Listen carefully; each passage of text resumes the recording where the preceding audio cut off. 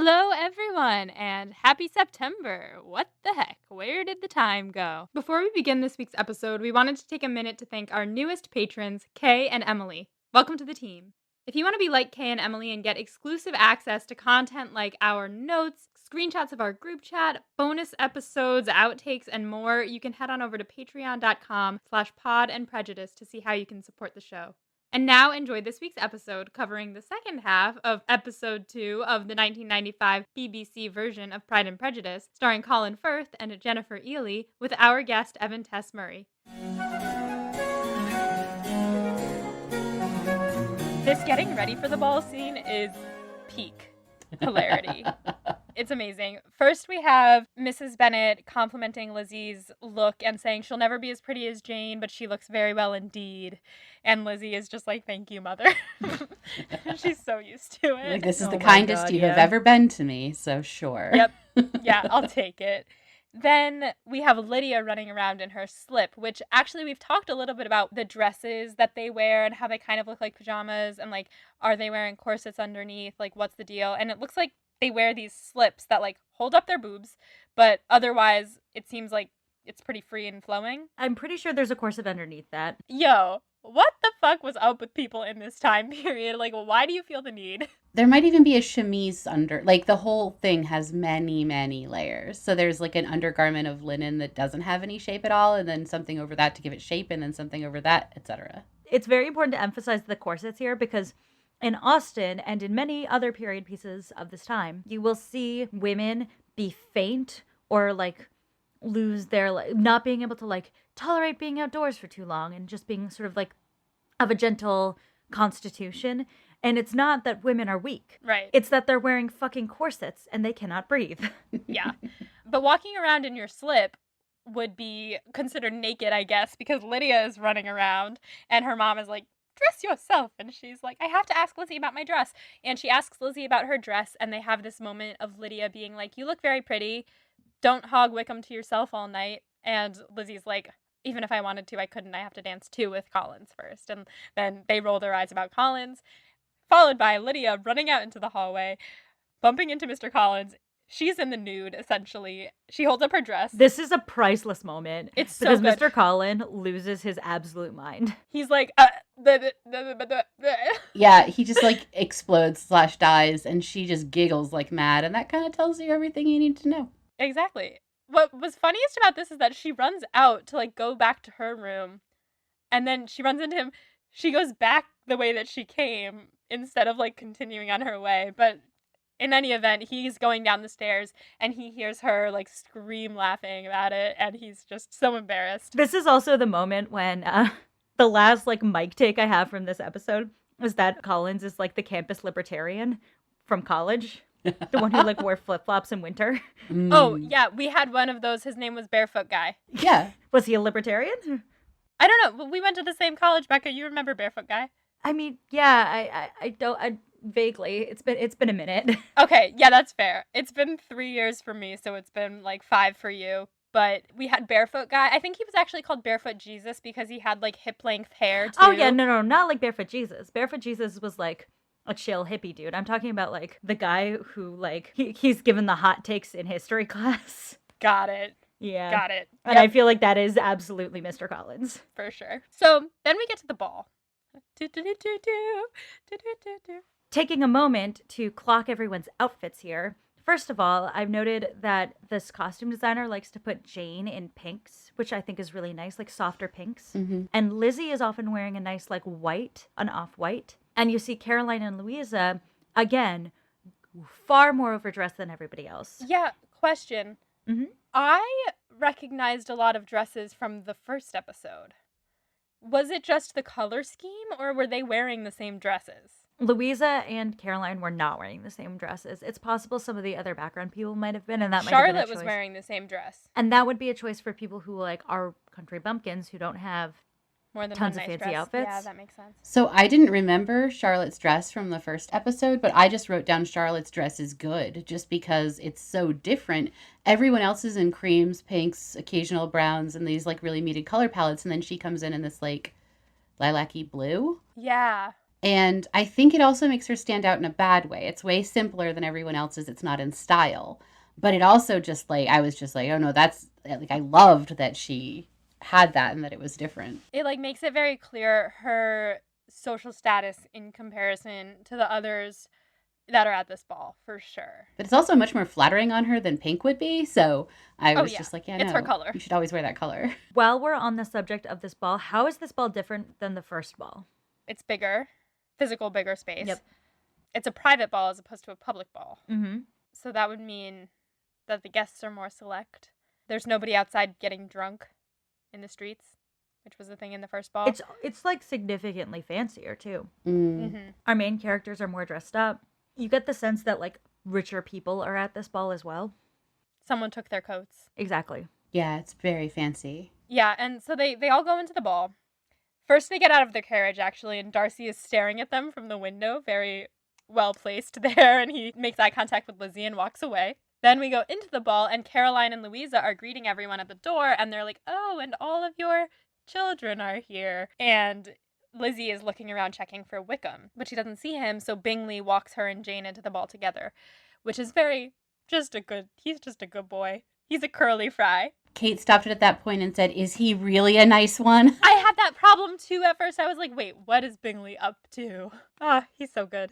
He's just up to falling in love with Jane Bennett, like, you know. He's just Jane, only a boy. Exactly. Like, just so nice. What I love about this actor is that he's always smiling, even when he's uncomfortable. It turns into an uncomfortable smile. Oh my It's god. so good. Yes, he's got uncomfortable smile, bored smile, sad smile, but they're all like trying to have a smile. Yes. Yeah, It's so in the good. first episode, he like stands up to Darcy about something. He's like, I don't know why you're always determined to hate everyone, and he's like giving just a big smile. I love him. I love him so much. Also, I think what's really masterful is also Colin Firth has mastered the art of staring and grimacing in a lot of different emotions in this film. Mhm. Like the in love staring and grimace, the angry staring and grimace, the Amused awkward, staring and grimace. amused. So many different versions of staring and grimacing. Oh, and I also noticed that Lady Forrester is wearing the same dress. Anyway, we get into the ballroom, and Lizzie's still looking for Wickham. She sees Darcy staring at her longingly staring and grimacing. And then Denny comes over to her and tells her that Wickham is not coming because he was pulled away on some business. And Lizzie looks very disappointed. And then that's when we get the Denny saying, I don't think his business would have been so urgent had he not wished to avoid certain people. And then he like looks at Darcy very meaningfully, which is leaving it right out there in the open for us. Oh, yeah. Denny's not subtle. He's not subtle. I really like Denny. I think he's cute. Denny's like a kitty. He's just like cute and having a good time. Exactly. And then, so then Lydia and Kitty run over with another soldier whose name I don't know. And they're like, Denny, come dance with us. And that other soldier is like, I beg the intrusion. I would dance with both your sisters if I could, but as it is. And what? Yeah, he was the moment. I don't know his name, but that was the moment when I was like, oh, he's a kid too. Yeah, they're like Like kids. he's 17. He's being a kind of sweet, bumbling kid.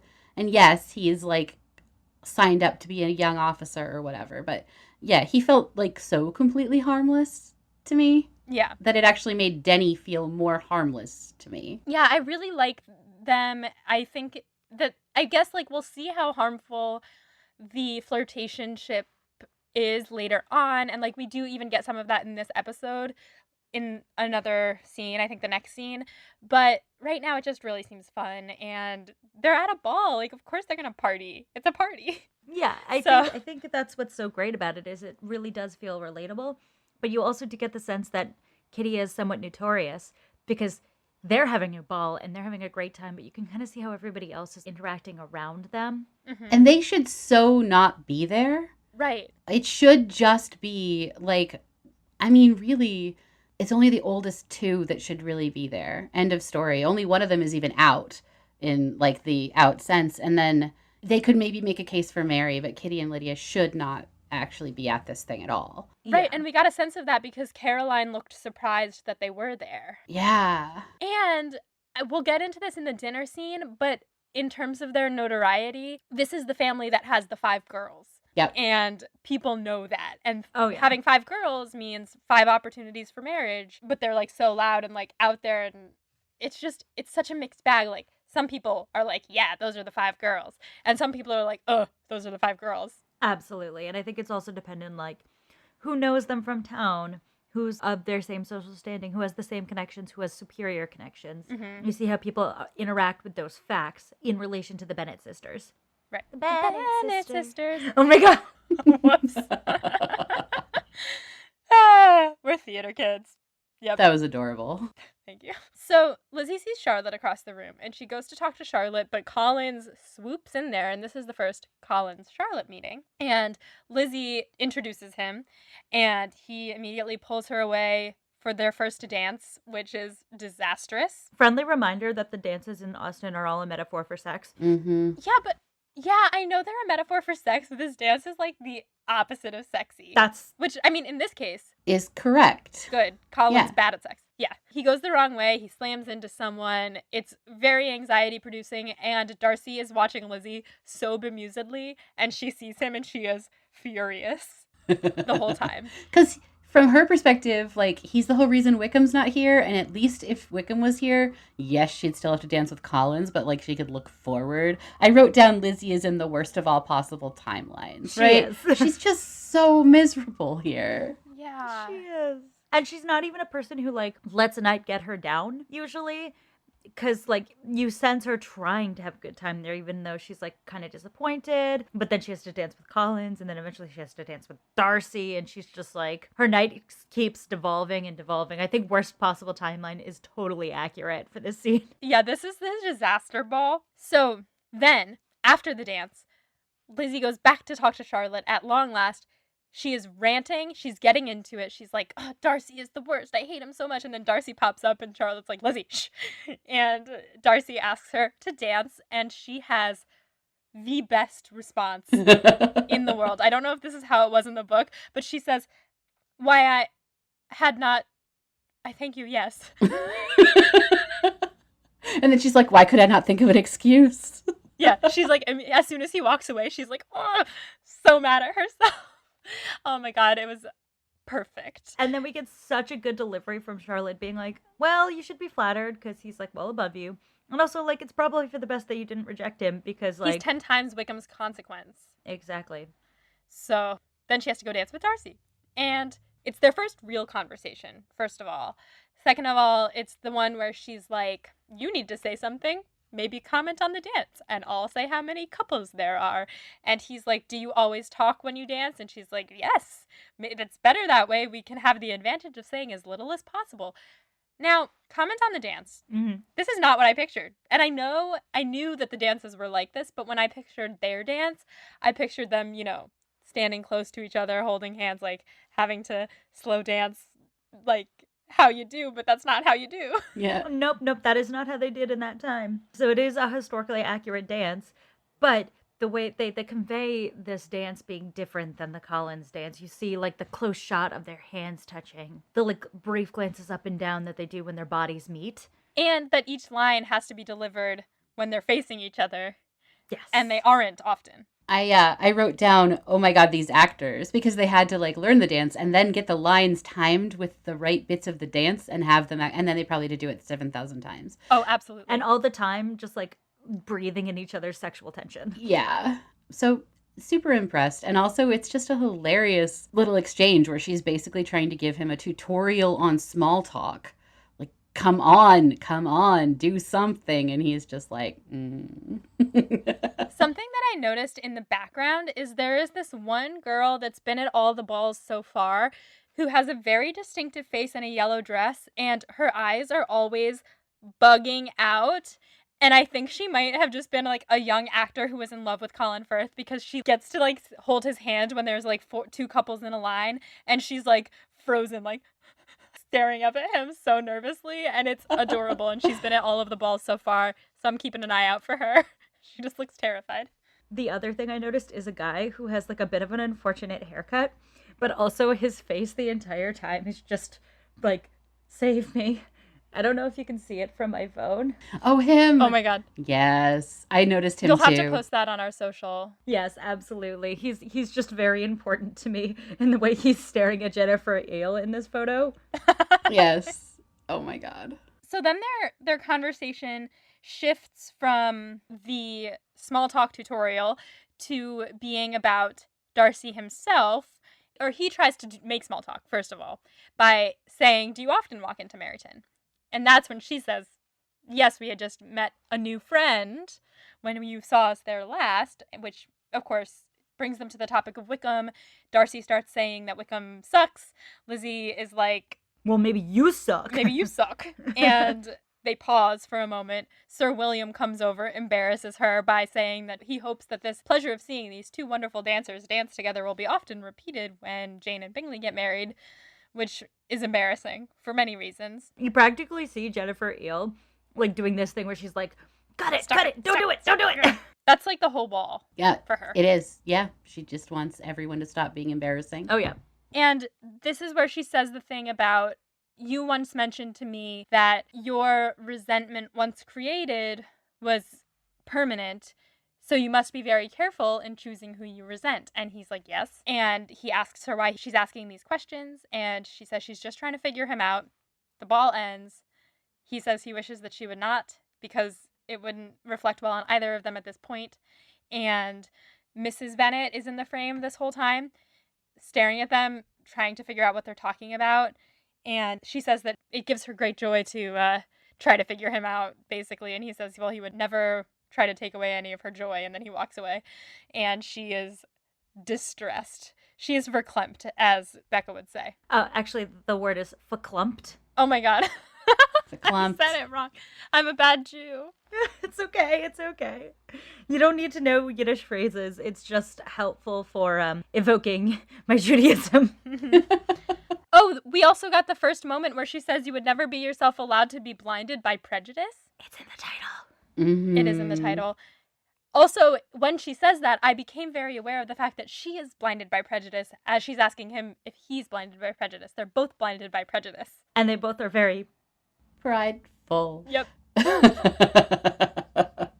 Yeah, I absolutely loved the delivery of "I would by no means suspend any pleasure of yours, bow flee." Yep. It was beautiful. All of Darcy's lines kind of end with bow flee. I know, it's why I identify so strongly. Yep. I would also flee. That brings us to dinner, right? Yeah, that brings us to the dinner scene. Now, there was a moment in episode 1 where I said, this isn't as bad as it was in the book. That's because it wasn't the moment. The moment is now. I was talking about Mary at the piano in the first ball. Or at the party at the Lucases, and I was like, oh, that wasn't so bad. Nope, it's this scene. And it is worse. It is worse. It's so bad. The scene in this movie is so good at capturing why this ball is such a disaster for the Bennets. It just piles it all up. Yeah. So it's all happening at once. All at once. Caroline and Lizzie get to have a conversation, and Caroline tries to turn Lizzie against Wickham, and Lizzie is simply not having any of it. She's like, I already knew that he was the son of a steward. That's not a fault in my mind, so leave it. And Caroline's like, well, I meant it as a friend. And Sure. Yeah, sure. But this is like brilliant because Caroline's a snot, and we know that, and she's not very nice, and we know that, and she's right, and we don't know that. So Right. Lizzie is going to take anything she says, and it's just going to reinforce Lizzie's own prejudices. Like, oh, well, if you don't like him, he must be fine. When Right. actually Caroline has a little more information than Lizzie does here. Yeah. Mm-hmm. This moment kind of reminded me, again with another Harry Potter reference, but it's the moment where Malfoy says to Harry, now's the time for you to start hanging out with the right sort of people, and like extends his hand in the first book. And Harry is like, I can tell the right sort for myself, thanks, and then doesn't take his hand. Now, we know that Wickham sucks, but this is the moment where Lizzie loses all favor with Caroline, because there's no way that they're going to be friends now. She just snubbed her. So, Yeah. And I also think that Caroline's trying that thing where she's like trying to just like embarrass Lizzie. And she does this so often with Wickham in particular, where she's like, oh, sweetie, I'm looking out for you. That's like such a mean girl tactic. Like, I'm trying to do you a favor because I thought we were friends. Caroline doesn't think they're friends. Caroline wants to make Lizzie feel embarrassed, and that's why she's doing this. Oh, yeah. Yeah. I just think it's sort of masterful in both directions. Like, it doesn't make Caroline look good, but it does entrench Lizzie in her perception of what's going on in a way that, like, otherwise maybe she would start to question, because she just had this interaction with Darcy that was, like, not horrific. Right. Also not great, but, you know. But not horrific. No, he did Tense, not but appear to be a sexy. monster, and they made a lot of important eye contact. Very important eye contact. Then we get Jane and Lizzie having their conversation, and Jane saying that Bingley said he fears Wickham is not a respectable man, and Lizzie says she thinks he's just getting that from Darcy. And the framing of this is great because Jane, like, swoops around to the other side of Lizzie so that Darcy can be framed right in between them at the table, and they're talking about him. And Lizzie says she doesn't blame Bingley for thinking that because, of course, he would trust his friend. Now, that's foreshadowing for a lot of things because Bingley needs 12 opinions, most of them Darcy's. Mm-hmm. Oh, yeah. And then we have Bingley asking for music, and he says, Caroline, can we persuade you? But before he can say that, Mary shoots up, runs to the piano with her music in her hand. And Bingley's like, oh, I guess Mary Bennet, ladies and gentlemen. Yeah, and he has the uncomfortable smile. Yeah. It's so bad, the poor boy. It's so bad. I can't even begin to describe. So Mary starts playing the piano, and it's, like, fine. At first, I'm like, all right, she's going to play badly, but it's fine. She sings.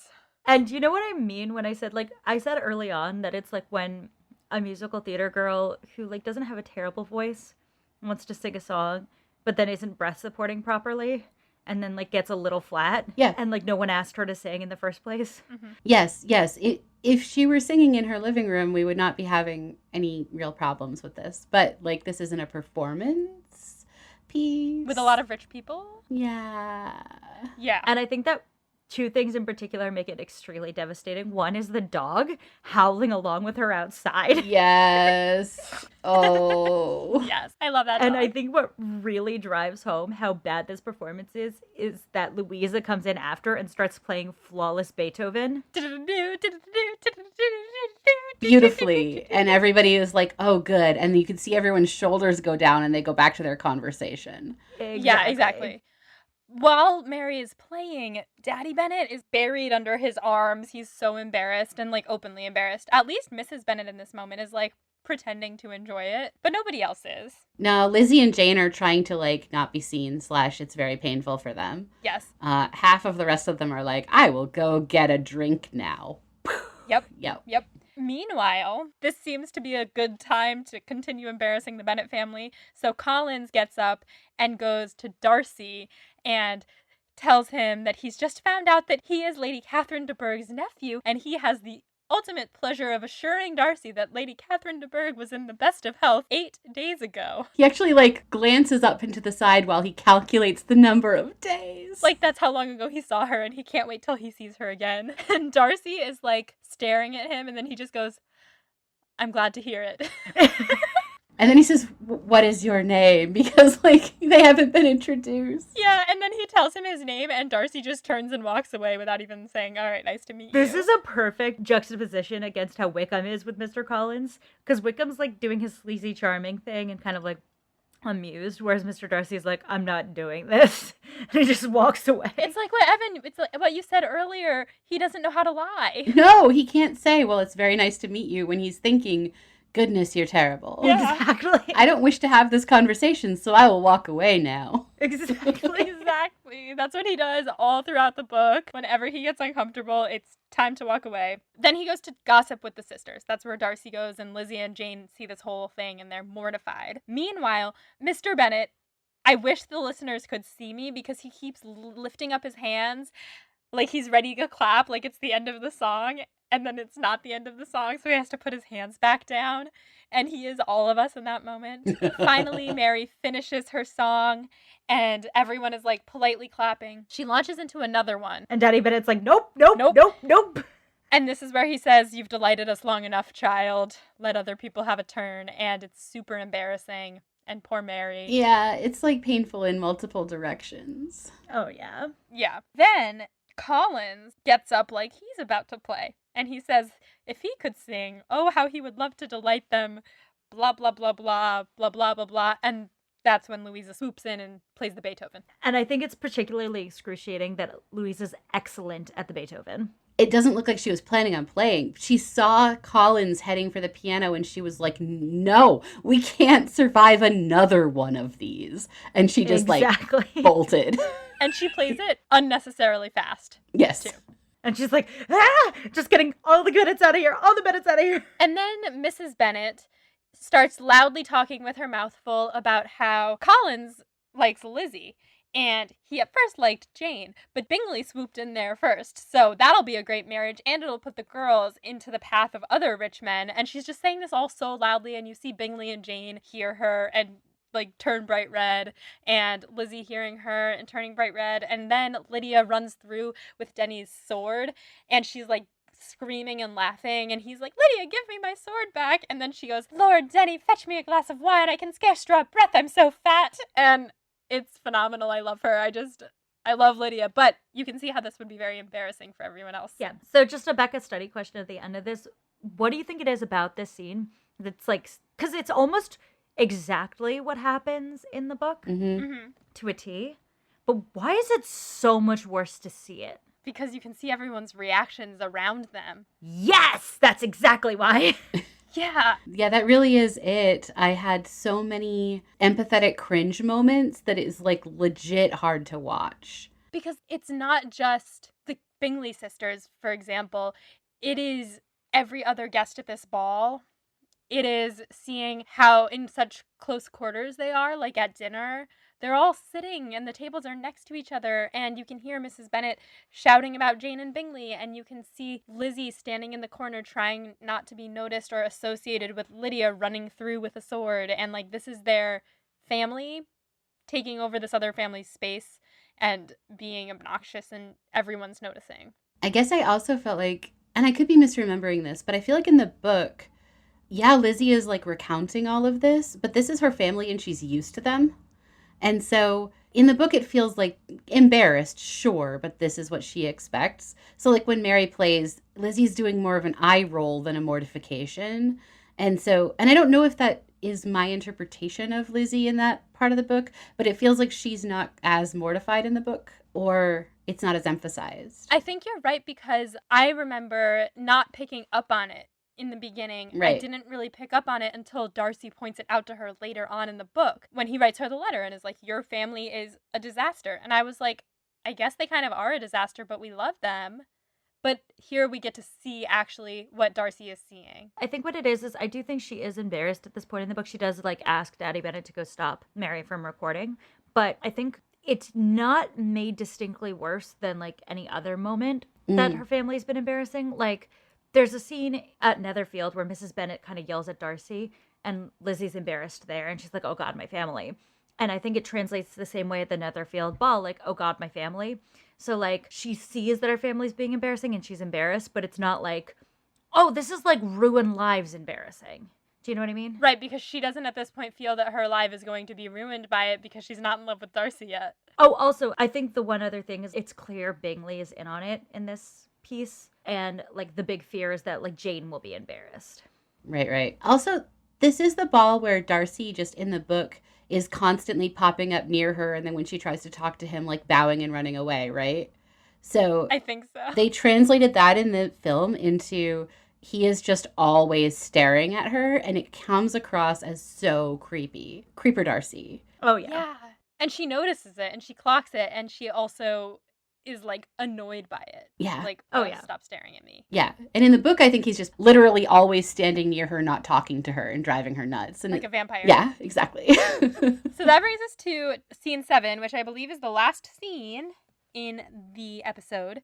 It's the big one. The Neg proposal. Oh. So we start out with Kitty and Lizzie discussing the ball when Mrs. Bennet runs in to tell Lizzie that Collins needs to speak with her alone, and Lizzie's like, please don't leave me, please. And Mrs. Bennet is like, Lizzie, you will stay here and talk to Mr. Collins. And then she and Kitty leave her. And this is the proposal, and it is worse than I had imagined it, because He literally, she tries to say something and he puts his hand up to stop her. Mhm. Like, no, it is my turn now. And I was furious with him. First of all, Lizzie playing with the flowers in her discomfort is the funniest thing I've ever seen.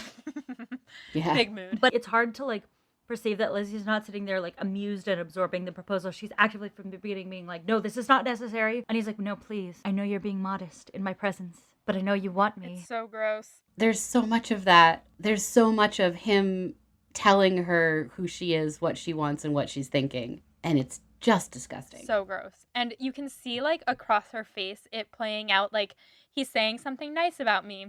I'll accept that compliment. Oh, wait, he's saying something gross. What? And it's all just, like, crossing her face as he's speaking. And it's disgusting. Finally, she's like, Mr. Collins, slow your roll. I have not said yes, and I'm not going to. I really accept that it's an honor that you're proposing to me. I'm very sensible of the compliment, but it would be impossible for me to accept your proposal. And he will not take no for an answer. Yeah. The line where he's like, you can't possibly be rejecting me. I know this is a sweet little game you're playing. There is no way to guarantee that you will ever get another proposal of marriage. That was not just terrible, but I think that's when it crossed the line for her as well. Just like, wait a word? Hello? Right. How dare you? She's like, I'm hot. Okay. Legit a catch. Exactly. Not old yet. What are you doing? Right. And at some point she's like, I am not trying to trick you. I literally just don't want to marry you. And he keeps talking, so she just gets up and walks away from him.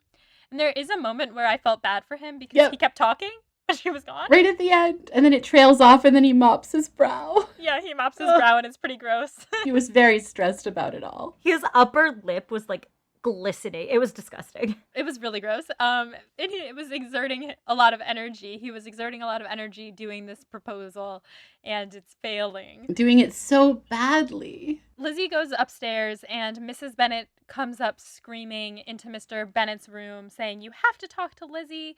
This is peak Mr. Bennet because he is so unconcerned. He's like, I don't know what you're talking The about. way he says, seems a hopeless business, and then just like flips open his book, I was like, a mood. That was a whole mood. This is the moment where he says, well, Lizzie, your mother will not see you again if you do not marry Mr. Collins, and I will never see you again if you do. Brilliant. He's like, he even says, and I will not see you again if you do. And Mrs. Bennet, her face just falls, and she's like, oh, Mr.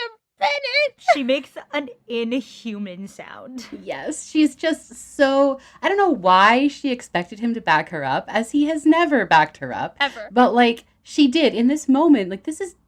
She has a point. This is important. It could actually mean that, like, one of their daughters is going to be okay. But, like, also, he has never backed her up. He'll always take Lizzie's side. Lizzie's his favorite. What was she thinking? And then she still looks so betrayed. I know, but she's a very trusting woman. She is, and I do think that Mr. Bennet is actually a little bit revolutionary here because he is acknowledging that his daughter should have some agency over who she should marry, which in this time period is like a clutch move on the part of Mr. Bennet. Also, he can't stand Mr. Collins. So if Mr. Collins had come to him, and I assume he did come to him at some point, although I don't know, because he said, like, I will get your parents' approval, and then you'll have to say yes. So maybe he didn't yet. I don't think he did. I think he was, like, gonna go talk to them about it, but he mostly talked to Mrs. Bennet about it seems, because she's the one who's like, wait, Mr. Collins, come back. It just feels to me like Mr. Bennet would have been like, nah, you can't have Lizzie. Like, marry Kitty, sure, but, like, not Lizzie.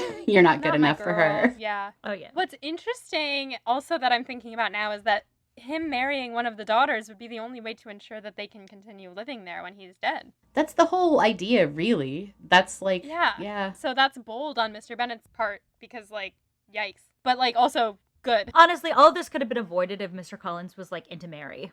Yeah. Yeah, or if he was just not gross. Like, if he had If just... he was not gross, too. If he had asked instead of telling her they were going to get married. If he'd been, like, kind of socially reasonable and shown up and been like, hi, I know I'm a little awkward, but also I'm going to inherit this and I feel weird about it, so I'd like to marry one of you. Anyone up for that? Like, just, there's 5 of you. Would one of you like to entertain that thought? Like, it would have gone very differently. Mary would have stripped down to her beautiful little, like, slip pinafore and been like, I'm ready.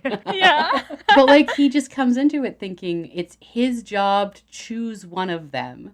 with his complete inability to judge what other people are thinking or feeling, ever. Right. He doesn't understand that they might not want to marry him, and he goes into that in the proposal. He's like, well, my connections with Lady Catherine de Bourgh, my inheritance of the estate, these are all greatly in my favor. And it's like, your personality is not in your favor, dude. And she actually says, you would not make me happy, and I cannot imagine that I would make you happy. And it's just like, exactly. Mm. They would be very not suited to each She other. would just kill him in his sleep. That's all. Oh, It yeah, absolutely. would not be long. She did them both a favor, for sure. She does them a big favor. Well, someone does them a big favor. So then Kittia is like going outside, and they run into Charlotte, and they tell Charlotte what's happened, and Charlotte is like, oh, well, maybe I should invite him to dine with us tonight.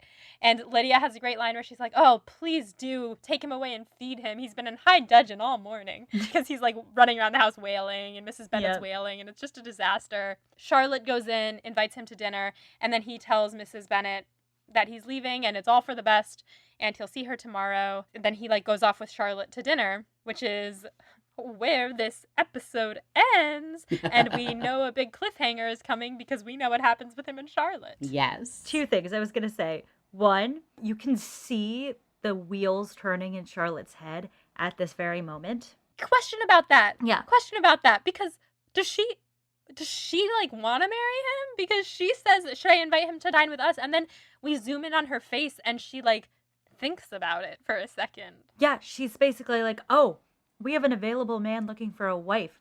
He has a living. Isn't she like 25? Like, she's older than She's Lizzie. 27. 27. 27, yeah. So, and she doesn't have any other means of support. She was already looking at him like, okay, I could make this bargain, but she wouldn't have while he was interested in Lizzie. As soon as she finds out that Lizzie is absolutely saying no, she's like, okay, well then I'm not stepping on anybody. I guess I get this one. Yeah.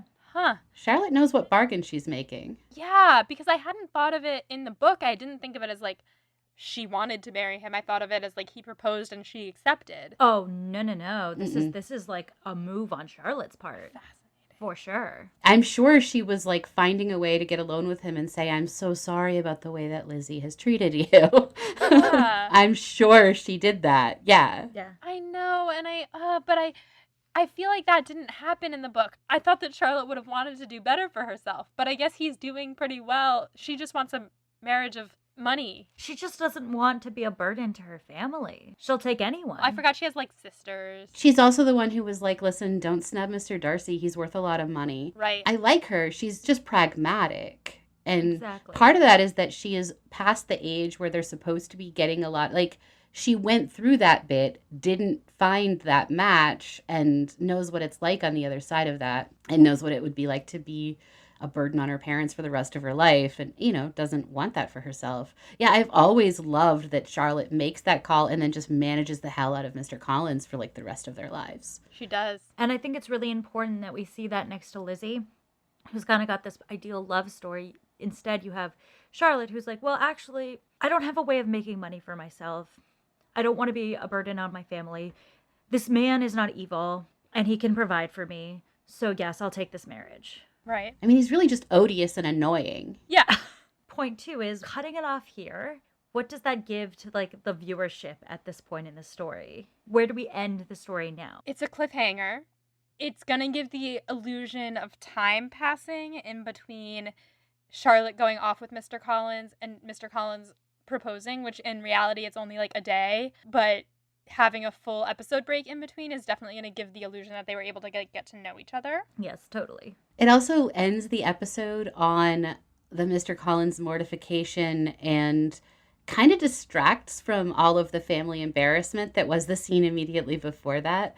So that stuff is kind of in your head, but what you're going to remember moving out of the episode is, wow, Mr. Collins was terrible and Lizzie just put him in his place and doesn't have to marry him, and isn't that, like, yay, right? So Yes. it lands on a moment of, it's triumph in the sense that, like, Lizzie doesn't have to marry someone she strongly dislikes. In the reality of the world Austen has created, it's also a really bad decision on Lizzie's part, practically speaking. Right. So it kind of lands in that spot where you as the audience are just like so on Lizzie's side. You're like, yeah, no, don't marry that dude. He's terrible. I echo everything everyone has said. You guys Totally nailed that question. That brings us to our standby study questions. Woo! So, first, best line delivery or moment. I had several options. I think my favorite is probably Lizzie's response to Darcy asking her if she wants to dance, which goes along the lines of, why I had not, I thank you, yes. Why could I not think of an excuse? Excellent choice. I had what I actually ended up with for my favorite line delivery was the first Lady Catherine de Bourgh. I listened to a lot of them, and the first one is at that dinner scene when he's like, Lady Catherine de Bourgh. And you can just, it's the most worshipful name anyone has ever said. And I was just like, oh my God, you nailed it. Because then he says it 8 million more times, but every time you're like, oh, right. Yeah, that first one really encapsulates his reverence for her. Mm-hmm. Absolutely. I was floored by it. I think if I'm going to pick one, it's going to be Mr. Bennet saying, seems a hopeless business, and then opening his book. Yes.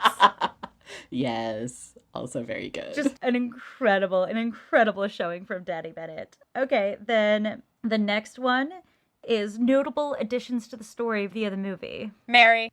Yeah. Mary's Mary thirst. being in love. Mary. And Kitty. They gave Kitty more to do, which distinguished her from Lydia. I think they gave her a bunch of Lydia's lines from the book, which like gave her something to say. Also, she's likable. Like, Lydia is a lot, and you can kind of see that Kitty follows her. Even though Kitty's older, Kitty follows Lydia's lead, but you can kind of tell that there's a personality brewing under there. Well, she has a couple brief scenes with other people, and you can see that she actually likes her other sisters too. And yeah. They made Kitty slightly more of a person, so it was a bit less Kitty-a. Exactly. I feel weird saying Kitty-a in this, except for when they're standing together, but otherwise they definitely have their own personalities, which is kind of cool. Yeah. They absolutely do. I agree with both of those picks. I'd also add on the setup of the Lydia and Wickham stuff earlier on. Yes, for I sure. think that's really well done. And best and worst aspects of the film. You don't have to give both. You can give one or the other. I think it's got to be something with the ball for the best. I want to jump off of that a little bit. And one of my favorite things that I thought they did incredibly well, it was at the ball, but the framing of all of these shots showing you not just what's happening in the foreground, but who was in the background of each shot was also important. There were always a lot of people, so there's this opulence and this like that feeling, but also just if you watch it more than once, you start noticing, oh God, that person's reacting, and I didn't even notice they were in this shot the first time, which I thought was a kind of cool way to represent the 8 million billion layers Jane Austen puts in what she writes. Yeah, like Mrs. Bennet watching Darcy and Lizzie interact, or Jane and Bingley dancing directly behind them, or Darcy being in the background of that shot between Lizzie and Jane, or so many little moments like that. I also think that the dogs are always good. I love a good dog. And I mentioned this a lot, but like the close quarters of everything, it's all a lot smaller than I had imagined. And I think that adds an awesome layer of like being able to hear everything. Like when Mrs. Bennet's at the ball talking loudly about Jane and Bingley, for example, you can see everyone reacting to that because they can all hear. Excellent choices. I'm going to shout my favorite aspect of this episode of the film, which is the performance of the guy who plays Mr. Collins. It's one of the best comedic performances in BBC Masterpiece, and I just feel like I wanted to like shout it because it's just so funny. He's very good. I may have something to say about that myself in a moment. So, who wins the episode? Well, I think it is the actor who plays Mr. Collins, which I know is a little bit of a stretch, but for real, he was just amazing. Like being that unlikable in so many millions of ways, and just the incredible details of the performance were just beautiful. Probably the moment that really drove it home for me was when he asked Elizabeth for the first 2 dances, and the face he makes in that moment. It's just like, my God, man. I looked him up. David Bamber is his name, I think. And I mean, I was just like, oh my God, because this is Mr. Collins' episode. This is his moment. We see him later, but this is his moment. And he just ran with it. Yeah, I'd have to agree with that. He embodies simpering. Like whenever I read the word simpering, it's like, and that's what he does all the time. Yes. Yes, that's exactly correct. Which I also, now that I've said that, he also kind of embodies simping, right? Oh, yeah. Isn't that like excessive chivalry? For Lady Catherine. Yeah. Yeah. He is simping for Lady Catherine the entire time. fully. Yeah, and while I hate him, it has to be the actor, obviously not Mr. Collins himself, because Yes. fuck Mr. Collins, but the actor for sure wins this. He's got the like ducked head and looking up thing, and it's just like Yeah. The bangs. Ugh. And you halfway through, I was like, "Of course you need a wife. Someone needs to cut your hair. That haircut." So A quarantine mood. We all need a wife to cut our hair right now. So thank you, David Bember. You have won this episode. Your performance of Collins is masterful. Masterful. That concludes this episode of Pod and Prejudice. Evan, thank you so much for joining us. Do you have stuff you want to plug for our listeners if they want to find you other places in the pod world or on social media? Sure. So my main show is called This Planet Needs a Name. It's so good. Thank you, Molly. It's at Needs a Name Pod on basically everywhere, but we're more active on Twitter. So feel free to look us up there. I'm Evan Tess Murray, and I am just the only person with that selection of names. So if you want to get in touch, Google me. I'm really easy to find. And I'd say if my show and myself, if we are nothing else, it is deeply invitational. So if anyone wants to say hi, I'm always happy to make a new friend. Well, you've made a new friend today. Yay. Yes. So thank you guys so much for joining us. Until next week, stay proper. And find yourself someone to cut your hair. Amen. Bye, guys. Bye. Pod and Prejudice is edited by Molly Burdick and audio produced by Graham Cook. Our beautiful show art is designed by Torrance Brown. To learn more about our show and our team, you can check out our website at podandprejudice.com. To keep up with the show, you can follow us on Twitter, Instagram, and Facebook at Pod and Prejudice. If you like what you hear, check out our Patreon at patreon.com/podandprejudice to see how you can support us, or just drop us a rating and review wherever you listen to podcasts. Thanks for listening.